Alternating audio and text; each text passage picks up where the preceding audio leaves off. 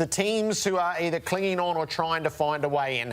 A month ago, it was assumed the Bombers were going to make the finals, and some were forecasting the end of the drought. But right now, they sit in 11th, and they look distinctly weary and quite wobbly.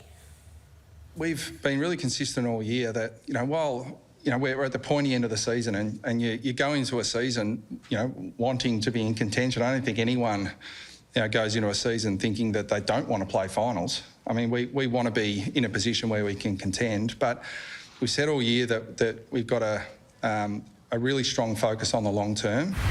We're trying to set a path for the future and set a really stable foundation. And I think if, there are a lot of different ways you can measure success, but in terms of the foundation that we build for the future, I think there have been a lot of positives.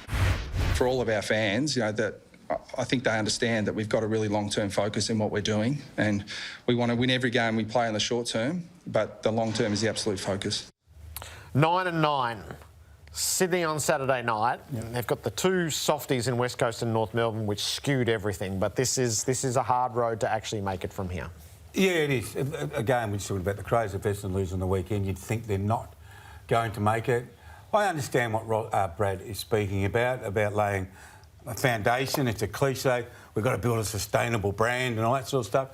But when you're an Essendon supporter or Essendon supporters out there and you've been listening to a football club talk about next year for a long time, like a year and a half. Someone sent me a graphic the other day, Gerard, about comparing Collingwood and Essendon from 2000. Collingwood have rebuilt, won a flag, gone down and rebuilt, got to a grand final, went back down and rebuilt, and they're best team in the competition. Essendon have flatlined all the way from 2014. I think, how are these two clubs so far apart? So Brad's preaching patience again. OK, they can't do anything about it. I jokingly had I wasn't joking. I get a bit tired with the next year Essendon slogan a little bit. I am. Because you've got to live in the now, as Brad said. You've got to live in the now, and your processes are there for the future and planting it. But there's an impatience. They run Port Adelaide, the second best team in the comp, nominally third best team in the comp, to single digits in 2 games. One here, one here. They take Collingwood Anzac Day in front of 95,000 people to 13 points. The game was in the balance of time on. And you think, righto, the possibility is there. And then they get and the rubbish of the last 2 weeks. You think, they've fallen away. So clearly they're not ready.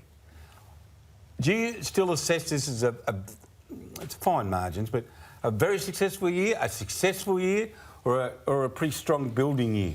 It's a successful year, I think, from the base that they were coming from, where the bottom had fallen out. So this is the rise from 15. That's fair. And it is trying to put as I do understand the frustrations and the impatience, but this is about putting the scaffolding up.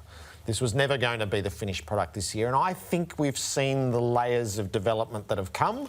The overall profile suggested that at the pointy end, they're not going to be ready this year. You can't ram it all in at once. So I would guess, just as an independent observer, this is the best structured Essendon has been in a long time through those years that you've spoken about. I don't think they ever looked like they were going to be this team under Worsfold or Rutten.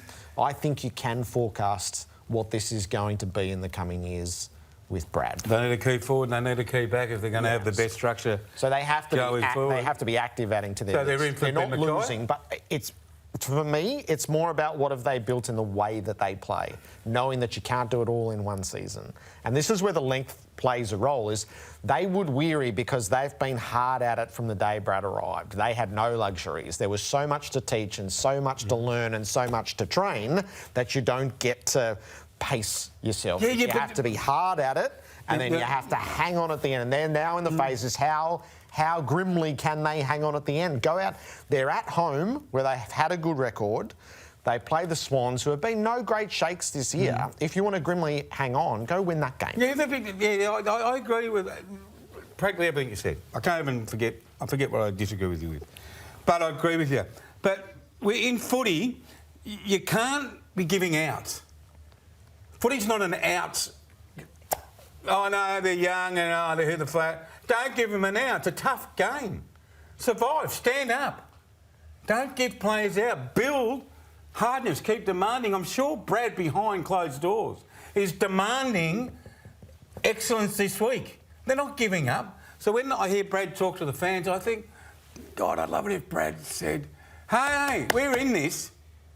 Anything's possible. Rather than it's a long-term focus. I will say he has been consistent. I know all the way that, but I've through been consistent in saying I don't like it. Yeah. I'm not saying I'm probably wrong. I'm probably wrong. He's the coach and knows more about football than me. But I don't like that message. I like we're in it every week and we're going to give it everything we've got. Okay? Not next year and stuff like that. Don't give players out. Build that hardness.